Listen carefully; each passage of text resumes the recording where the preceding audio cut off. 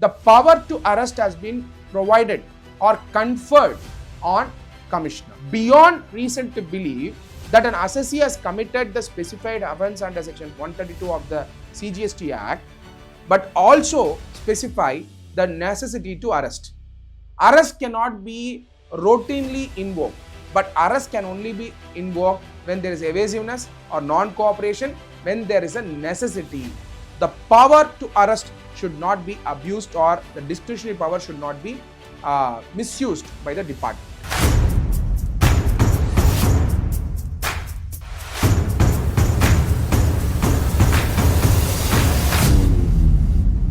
My dear friends, Guwahati High Court has come out with a landmark judgment under the GST law.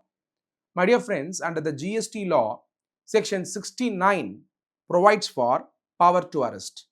In fact, there is a writ petition filed in the Guwahati High Court questioning section 69 of the Central Goods and Service Tax Act 2017, which clearly confers power to arrest on a commissioner under the Act.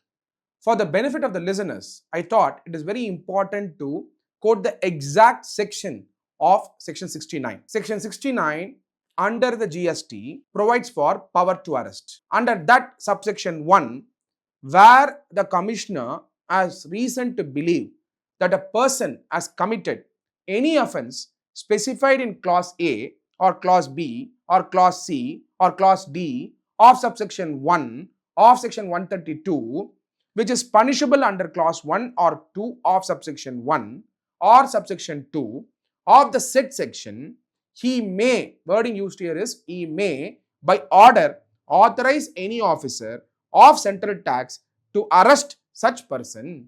So here, the power to arrest has been provided or conferred on commissioner.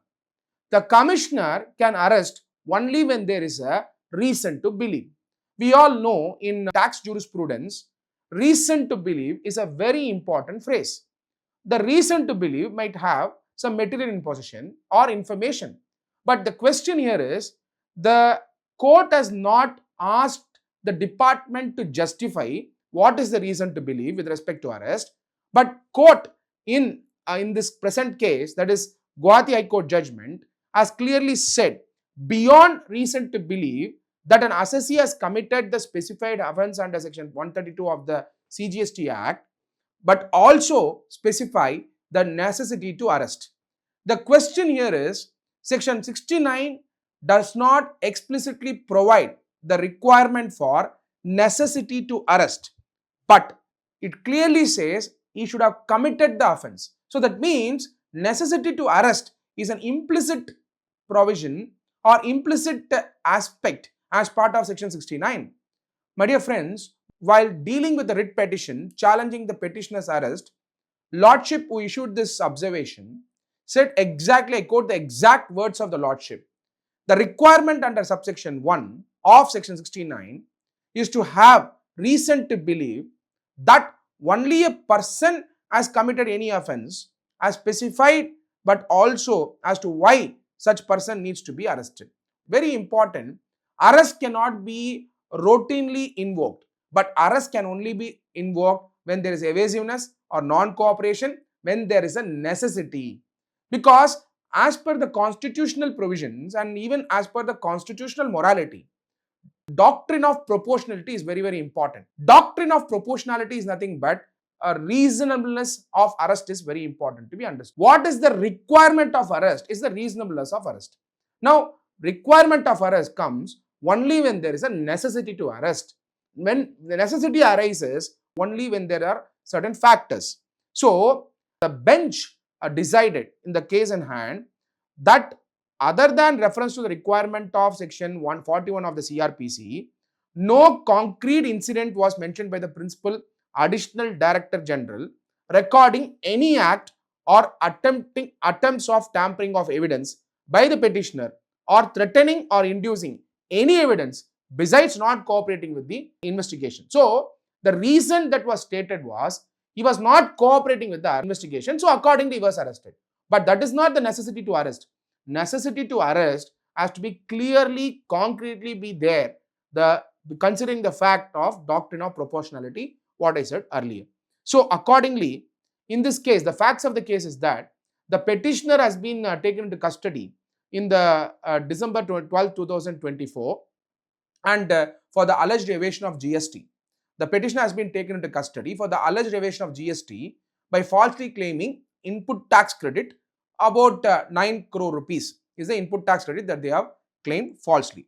Accordingly, the High Court had a finding and clearly said, while there is no quarrel with the proposition that Section 69 does confer the power on the Commissioner to order arrest in case of any of the specified offences under Section 132 of the CGST Act, the question remains is that whether arrest or detention is called for merely because power is available on the authority to do so.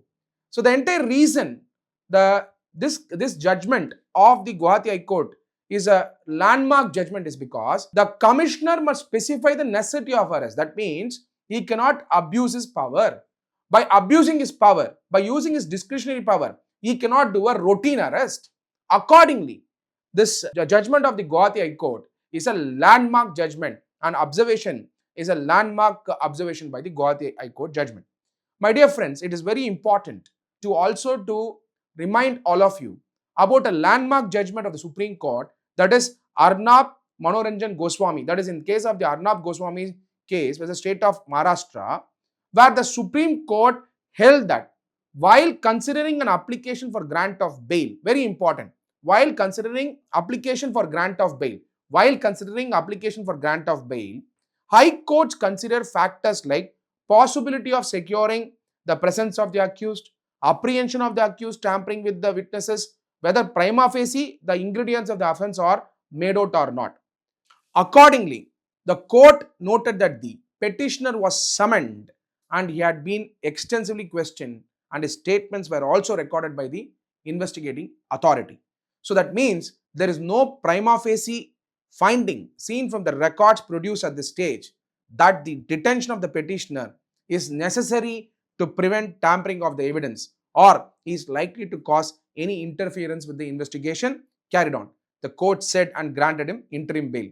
My dear friends, this judgment of the Guwahati High Court judgment is a very important judgment. In the last video that I discussed, when power to arrest is exercised, it is very important that the information of arrest has to be provided. And subsequently, the new guideline that has come in the January month is that not only the information of arrest has to be provided, even acknowledging that the person who is getting arrested has understood the grounds of arrest is important. That is an additional safeguard that the CBIC has brought recently as part of the landmark guideline. Considering all this fact, the entire reason why arrest is looked at very skeptically even by courts as well as by the department is that the power to arrest should not be abused or the discretionary power should not be misused by the department. So the landmark judgment of the Guwahati High Court judgment with respect to the this matter granting bail to the petitioner by observing the necessity of arrest has upheld the doctrine of proportionality as propounded in the tax jurisprudence. Beyond that, it is also by granting bail, that is as established as per Article 21 of the Constitution of India, that liberty is a norm, deprivation is an exception. That is, bail is a norm, jail is an exception. Article 21 has been upheld in this judgment of the Guwahati High Court. Thank you.